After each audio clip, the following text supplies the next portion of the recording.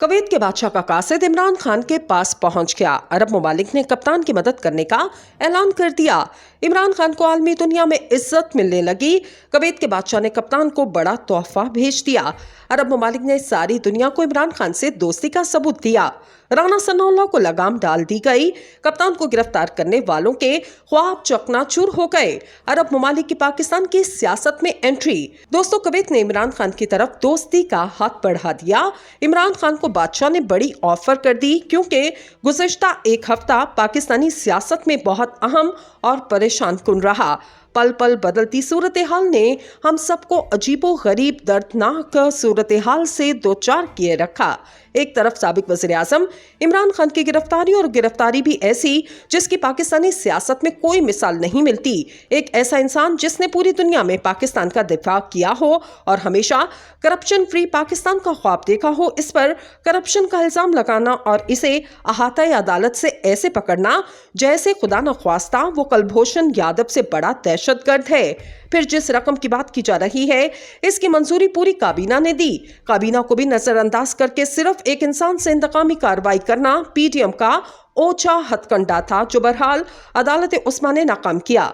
यहाँ ये बात बहरहाल काबिल गौर है कि वो गिरफ्तारी जिसे कानूनी कहा जा रहा था, इसे दूसरे दिन सुप्रीम कोर्ट ने गैर कानूनी क्यों कहा। इसका मतलब है कि कहीं ना कहीं गलती मौजूदा थी या फिर गलती करवाई जा रही थी। इमरान खान की रिहाई के बाद एक नया तनाज़ा खड़ा हुआ। पीडीएम सुप्रीम कोर्ट पर इल्जाम तराशी कर रही है कि आला अदलिया इमरान खान से लाडलों वाला सलूक क्यों कर रही है। ये बात सुनकर बहुत हैरानी हो रही कि ऐसा क्यों होता है कि जब फैसला सियासतदानों के हक में आए, हम आला अदलिया को सर आंखों पर बिठाते हैं, और जब यही आला अदलिया कोई फैसला खिलाफ देती है, हम इस पर इल्जाम तराशियां करते हैं और इससे गंदा करने की हतुल इम्कान कोशिशें करते हैं। ये रवैया किसी भी सियासी पार्टी की तरफ से नाकाबिले कबूल है। इमरान खान की गिरफ्तारी से एक दूसरा पहलू भी सामने आता है, जिस पर सोचने और तहकीक करने की अशद जरूरत है। इमरान खान की गिरफ्तारी के बाद पूरे मुल्क में जैसे तोड़ फोड़ की गई।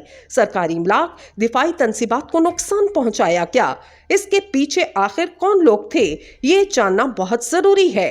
तहरीक इंसाफ इस बात से मुकम्मल इनकारी है और इमरान खान वाज़ेह तौर पर कह चुके, मेरे कारकुन ऐसा बिल्कुल नहीं कर सकते। लिहाजा मैं ज़ाती तौर पर भी ना सिर्फ जलाओ घेराव की मजम्मत करता हूँ, बल्कि ऐसे घिनौने किरदारों के खिलाफ सख्त कार्रवाई का ख्वाहिशमंद हूँ। मगर हमें यहाँ इस बात का ख्याल रखना है कि मुल्क में इंतशार तहरीक इंसाफ के कारकुनान ने फैलाया या फिर बहरूपिये थे, जिन्होंने मौका गनीमत जानते हुए पूरे मुल्क में आग लगा दी, और हम इस सब का इल्जाम एक सियासी पार्टी पर आयद कर रहे हैं।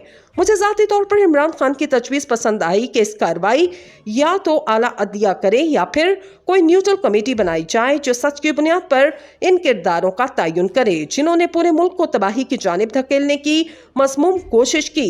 हुकूमत पर इसलिए भी कि हम सब एतमाद नहीं कर सकते कि हुकूमतें बहरहाल कहीं ना कहीं सियासी पसंद नापसंद का शिकार हो जाती हैं। ये मामला इस कदर संगीन और तकलीफदेह है कि इसके लिए पीडीएम को भी अपनी अना एक तरफ रखते हुए कौमी मफाद की खातिर इंतहाई एहतियात से और न्यूट्रल रवैये के साथ तहकीक करना होगी, क्योंकि जिन्होंने ये किया वो कल नून लीग के कारकुनान के रूप में भी ये दोबारा कर सकते हैं।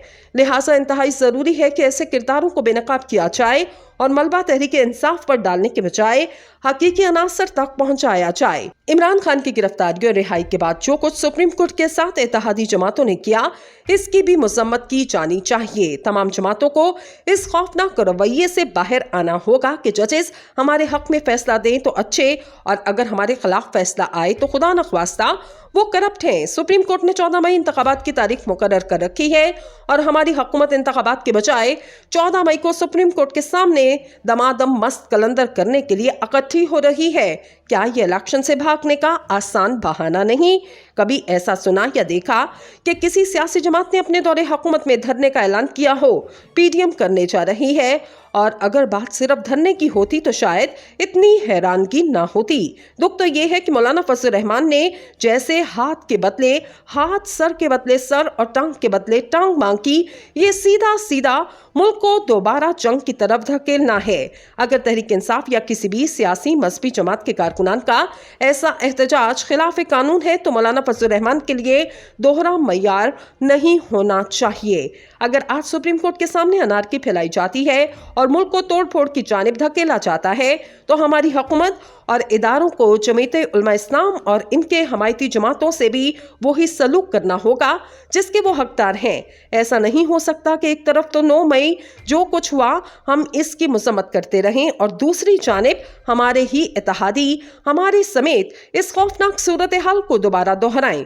पाकिस्तान इंतहाई मुश्किल वक्त से गुजर रहा है।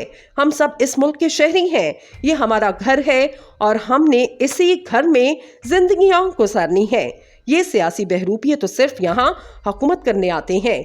इनकी जायदादें और बच्चे मुल्क से बाहर हैं और जिंदगियां वहाँ ही गुजारते हैं। लिहाजा इनकी वजह से अपने घर को नुकसान बिल्कुल ना पहुँचाएं। बहरूपियों की वजह से अपने घर को खुद आग ना लगाएं, क्योंकि ये घर तामीर भी हम ही करेंगे। जितना भी मुल्क का नुकसान हुआ इसका असाला हम सब ने करना है। हमारे टैक्सेस से ही ये सरकारी इमलाक दोबारा तामीर की जाएंगी। लिहाजा जब असर-ए-नो भी हमारा ही खून निचोड़ा जाएगा तो ऐसी गलती करें ही क्यों। ये मुल्क हमारा है और हमने ही इसकी हिफाजत करनी है। कोई पागल ही अपने घर को जलाएगा। हम सबको मुहिब्बे वतन बनना है और यकीन जाने सच्चा मुहिब्बे वतन वही होता है जो मुल्क का मुस्तकबिल बाशिंदा होता है।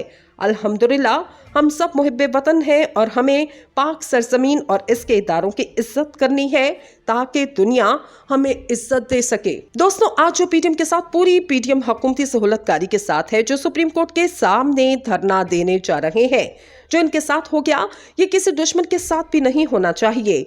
हुआ ये कि आज चीफ जस्टिस ने एक ऐसा मास्टर स्ट्रोक खेला। पीटीएम का वो धरना जो चीफ जस्टिस के खिलाफ था, चीफ जस्टिस को दबाव में लेकर आना था और इनसे इस्तीफा लेना था, वो शौक में तब्दील हो गया और वो उल्टा गले पड़ गया, बल्कि ये कह लें कि बाइसे रुसवाई बन गया। आप जानते हैं सुप्रीम कोर्ट के सामने धरने के मुतल्लिक कहा गया, 2 चीजें बताई गईं। पहला ये कि हमें उमर अता बंदयाल का इस्तीफा चाहिए, दूसरा गैर मुअय्यना मुद्दत के लिए, और एक मकसद और था। चूंकि आज इलेक्शन से मुतल्लिक केस की समाअत होनी थी तो इलेक्शन से मुतल्लिक ये रोकना चाहते हैं कि जजेस ना पहुंच सके, मगर इनका एक भी मकसद पूरा ना हो सका। सुप्रीम कोर्ट के 3 रुकनी बेंच ने इलेक्शन से मुतल्लिक केस की समाअत की। दिलचस्प बात क्या है वो भी बताएंगे और मास्टर स्ट्रोक भी आपको बताएंगे। आज सबसे पहले सुप्रीम कोर्ट बार एसोसिएशन ने कहा कि हौसला रखें, हम आपके साथ हैं, और चीफ जस्टिस ने यह बताया कि पहले तो फंड्स और सिक्योरिटी का मसला था, चले इससे मुतालिक हुक्म दे दिया, लेकिन अब वो कह रहे हैं सुप्रीम कोर्ट का दायरा इख्तियार नहीं। इन्होंने कहा कि ठीक, इस पर भी बात कर लेते हैं। इन्होंने कहा इलेक्शन कमीशन को कितना टाइम लगेगा। इन्होंने कहा कि 3 से 4 घंटे, जिस पर पाकिस्तान तहरीक इंसाफ ने कहा कि अदालत अपने अहकामात पर अमल करवाए और हुक्म जारी करे, जिस पर चीफ जस्टिस ने कहा हम तमाम फ्रीकैन को सुनेंगे और फिर ये जो कुछ तमाशे लगा रहे हैं, ये जो गेट फलांग रहे हैं, ये जो रेड जोन में पूरी सहूलतकारी के साथ कर रहे हैं, हैरान कुन तौर पर इस्लामाबाद पुलिस कह रही है सब पुरअमन है, कोई शेलिंग नहीं। हालांकि इस्लामाबाद में दफा 144 किसके पास सिक्योरिटी है, बिलखसूस सुप्रीम कोर्ट की, और फिर ये शरीफों के दौर में है। सुप्रीम कोर्ट पर हमला क्यों होता है?